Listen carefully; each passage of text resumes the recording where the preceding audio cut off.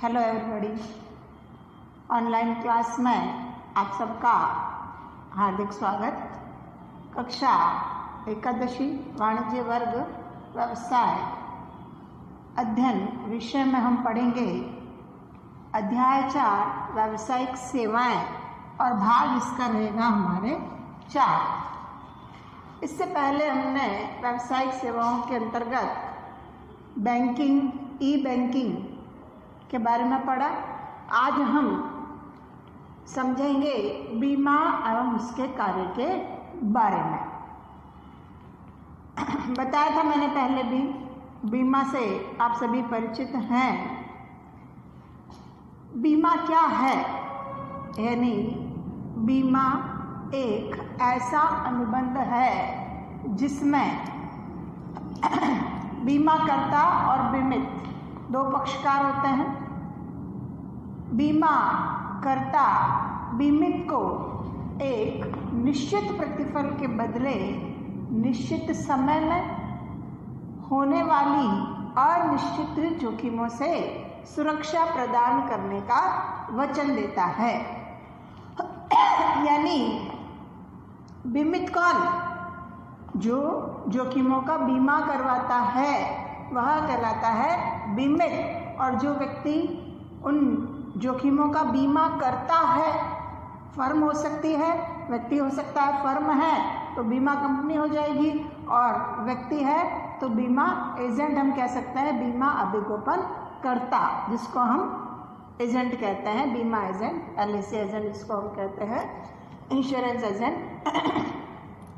तो बीमा एक ऐसा अनुबंध है जिसमें बीमाकर्ता बीमित को एक निश्चित प्रतिफल के बदले, अब आप देखिए यहाँ पे क्या क्या निश्चित है। निश्चित प्रतिफल, प्रतिफल मतलब क्या? प्रीमियम।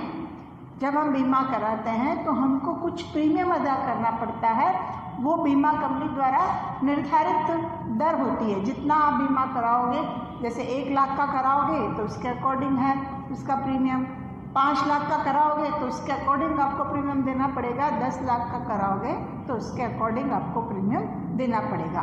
यानी एक निश्चित प्रतिफल यानी प्रीमियम के बदले। दूसरा निश्चित क्या है? समय। निश्चित समय में घटने वाली अनिश्चित जोखिम है। अब जोखिम क्या है? अनिश्चित है। निश्चित समय हो गया, समय के अंदर आप अगर साधारण बीमा, सामान्य बीमा करा रहे हो जिसमें अग्नि बीमा, सामुद्रिक बीमा और अन्य बीमे जैसे वाहन का, फसल का, वो सब बीमा आता है, तो उसमें निश्चित समय होता है। एक अधिकतम समय होता है 1 वर्ष की अवधि। या आप माल को एक स्थान से दूसरे स्थान पर भेज रहे हो तो उस यात्रा में लगने वाला समय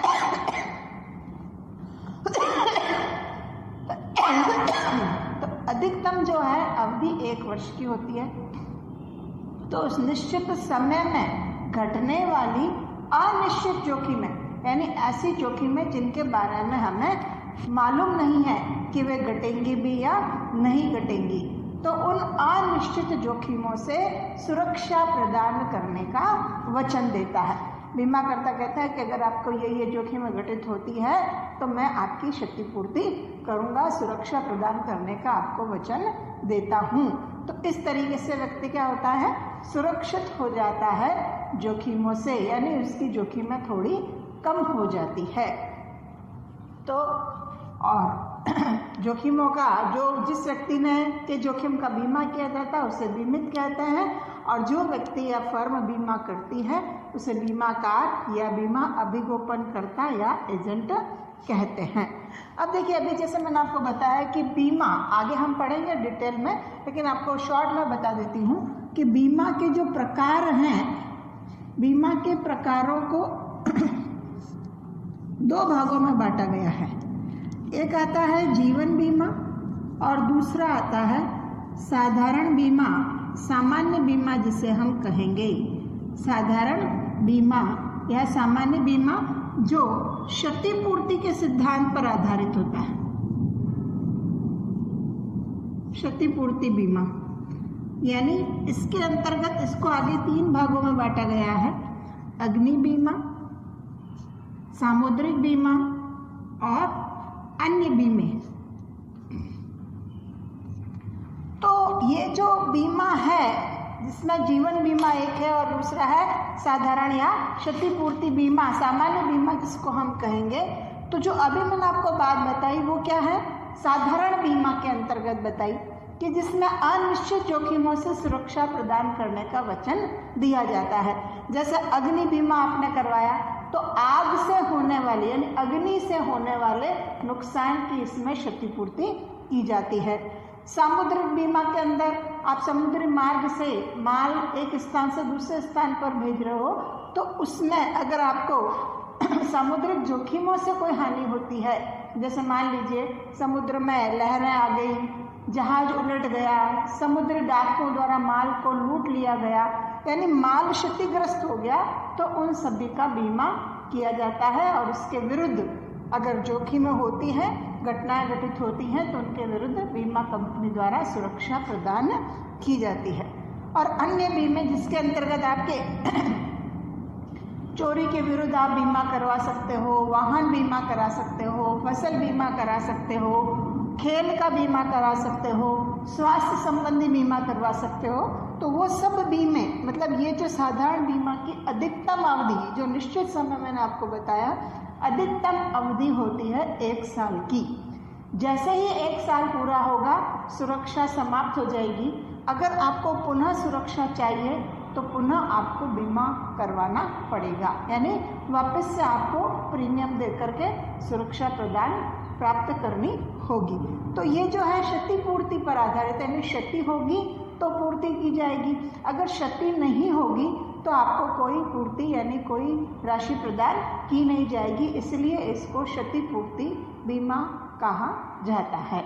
यानी जैसे व्यक्ति व्यवसायी या फैक्ट्री का मालिक जैसे अपने फैक्ट्री का रेंट देता है, 1 साल 1 महीना काम में लिया, 1 महीने का उसको रेंट देना पड़ता है, तो व्यक्ति रेंट को खर्चा मान के चलता है। उसी प्रकार से इंश्योरेंस प्रीमियम भी व्यापारी या फर्म का मालिक खर्चा मानकर चलता है कि इसके बदले, इस इंश्योरेंस प्रीमियम के बदले हमको इतने रुपए की सुरक्षा प्राप्त हो रही है। अगर दुर्घटना घटित होती है तो बीमा कंपनी द्वारा क्षतिपूर्ति की जाएगी, और अगर दुर्घटना घटित नहीं होती है तो क्षतिपूर्ति नहीं की जाएगी, यानी व्यक्ति वह खर्चा मान करके चलता है। जीवन बीमा जो है जिसको हम कहते हैं लाइफ इंश्योरेंस LIC, इसमें सुरक्षा और विनियोग दोनों तत्व पाए जाते हैं।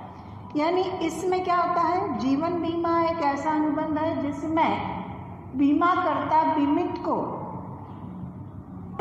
उसकी मृत्यु होने पर उसके उत्तराधिकारियों को या उसकी मृत्यु नहीं होने पर निश्चित समय बाद उसे स्वयं को जितने का उसने बीमा करवाया है बीमा राशि प्रदान करने का वचन देता है। जैसे मान लीजिए किसी ने ए नाम के व्यक्ति ने 15 साल का अपने जीवन का बीमा कराया, तो 15 साल तक वह प्रीमियम भरेगा। अब वह प्रीमियम वार्षिक भी हो सकता है, अर्धवार्षिक भी हो सकता है और त्रैमासिक भी हो सकता है। जैसा वह सुविधा चाहेगा, जैसी वह पॉलिसी लेगा वैसा वह प्रीमियम अदा करेगा।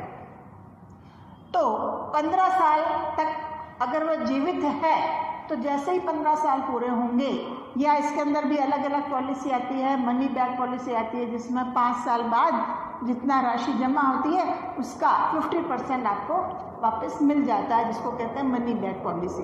तो जैसी पॉलिसी लेता है उसके हिसाब से, तो निश्चित समय अगर पूरा हो गया और वह जीवित है तो उसको खुद को बीमा धन प्लस लाभांश जो भी है और ब्याज जो सब मिला करके पूरी राशि मिलेगी।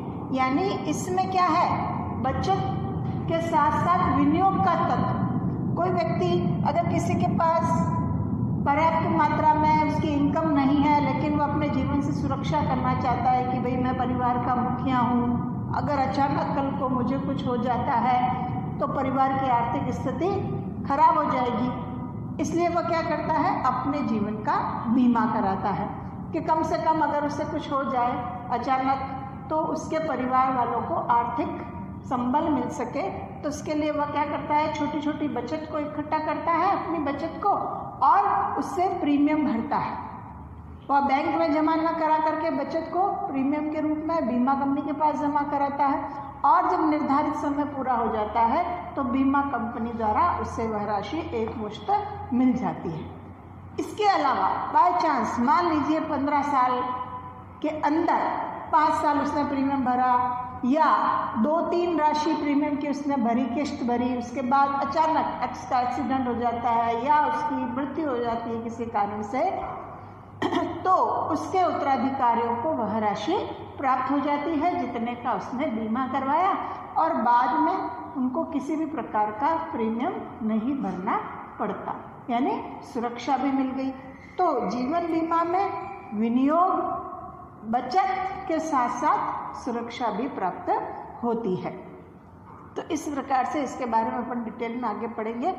आज हम पढ़ते हैं बीमा के कार्य। इसके बाद देखिए आगे हमारा है बीमा के कार्य। तो सबसे पहला आता है निश्चितता प्रदान करना, यानी बीमा कंपनी बीमित को क्या करती है, निश्चितता प्रदान करती है। किसके विरुद्ध, जोखिमों के विरुद्ध। ये तो हम सभी जानते हैं कि जब हम बिजनेस करते हैं तो उसमें जोखिम रहती है, और कई बार ऐसा होता है कि व्यवसायियों की या फर्म के मालिकों की रातों की नींद उड़ जाती है। उनको लगता है, जैसे मान लीजिए कि अगर दीपावली का त्यौहार है और पटाखे वगैरह छूटते हैं, अचानक कोई रॉकेट जलता हुआ आकर के अगर फैक्ट्री में गिर जाता है, पढ़ते हैं अपन अखबार में, खबरें आती है कि दिवाली पर इस हैंडीक्राफ्ट फैक्ट्री में आग लगी और उस जगह आग लग गई, तो फैक्ट्री के मालिकों की नींद हराम हो जाती है। वो चैन की नींद सो नहीं सकते, टेंशन रहती है कि कल को हमारी फैक्ट्री में कुछ अनिश्चित घटित न हो जाए, फर्म को उससे नुकसान न हो जाए। तो उस अनिश्चितता के बदले निश्चितता प्रदान करता है बीमा, कि व्यक्ति अपनी फर्म का बीमा करवा करके, यानी प्रीमियम भर करके एक निश्चित समय तक निश्चितता प्रदान प्राप्त कर सकता है, निश्चित होकर के वह रह सकता है, अपना मस्तिष्क, अपना दिमाग किसी और व्यवसाय कार्य में लगा सकता है। अगर बीमा नहीं होगा तो रात भर उसको टेंशन रहेगी, नींद नहीं आएगी कि कहीं मेरी फर्म में आग तो नहीं लग गई, कहीं मेरी कंपनी में, फैक्ट्री में आग तो नहीं लग जाएगी, कहीं माल चोरी तो नहीं हो जाएगा, कहीं कुछ दुर्घटना घटित तो नहीं हो जाएगी। तो इन सब से वह सुरक्षा प्राप्त कर लेता है। निश्चितता प्रदान हो गई, उसकी प्राप्त हो गई कि वह निश्चित होकर के चैन की सांस ले सकता है, चैन की नींद भी सो सकता है। दूसरा आता है वही जोखिमों के विरुद्ध सुरक्षा, कि विभिन्न प्रकार की जोखिमें हैं और उन सभी जोखिमों की हानियों से बचने के लिए सुरक्षा बीमा कंपनी द्वारा प्रदान की जाती है। मतलब ये तो है नहीं, अनिश्चित है ना, निश्चित नहीं है कि घटना घटित हो भी सकती है और नहीं भी हो सकती, लेकिन अगर घटना को घटना है तो वो घटेगी, जरूर घटेगी। तो क्या होगा, उस जोखिम से सुरक्षा प्राप्त कराएगा बीमा। तीसरा आता है जोखिम को बांटना, यानी जो जोखिम होती है उसका बंटवारा। कहने का मतलब यह है कि जब बीमा कंपनी बीमा करती है तो कई लोगों का, कई व्यक्ति अपनी फर्म का बीमा करवाते हैं, लेकिन ये ज़रूरी नहीं होता कि सभी को नुकसान हो। जैसे 100 जनों ने बीमा कराया तो हो सकता है उसमें से 5 जनों का, 7 जनों को नुकसान हुआ हो, तो प्रीमियम तो 100 जने भर रहे हैं, तो उस प्रीमियम में से जिनको नुकसान हुआ है उनके नुकसान की भरपाई की जाती है। तो इस प्रकार से क्या हो गया, जोखिम का बंटवारा हो गया, जोखिम को बांट दिया गया, यानी सभी व्यक्ति मिल करके जोखिम को बांट लेते हैं जिन्हें जोखिमों का सामना करना पड़ता है, इसलिए जोखिम का बंटवारा हो गया और उसको सुरक्षा मिल गई। चौथा आता है पूंजी निर्माण में सहायक। अब देखिए बीमा कंपनी को पूंजी, प्रीमियम के रूप में जो पूंजी प्राप्त होती है ना बीमा कराने वाले को, तो प्रीमियम के रूप में राशि प्राप्त होती है। बहुत ज़्यादा मात्रा में अगर उसके पास इकट्ठी हो गई तो उसके पास एक फंड तैयार हो जाता है, एक कोष तैयार हो जाता है, जिसके कारण अगर वह उस पूंजी को किसी अन्य व्यक्तियों को विनियोग करने के लिए देता है, यानी लोन किसी को प्रदान करता है, कहीं पर इन्वेस्ट करता है दूसरी जगह, तो उन्हें उनसे ब्याज मिलता है, तो इस प्रकार से वह उनकी आय का स्रोत भी हो जाता है। तो ये हैं आपके मुख्य मुख्य बीमा के कार्य। अब बीमा जो है वह कुछ निश्चित सिद्धांतों पर भी आधारित है, तो हमारा अगला टॉपिक रहेगा बीमा के सिद्धांत का। आज हम इतना ही करेंगे। ओके।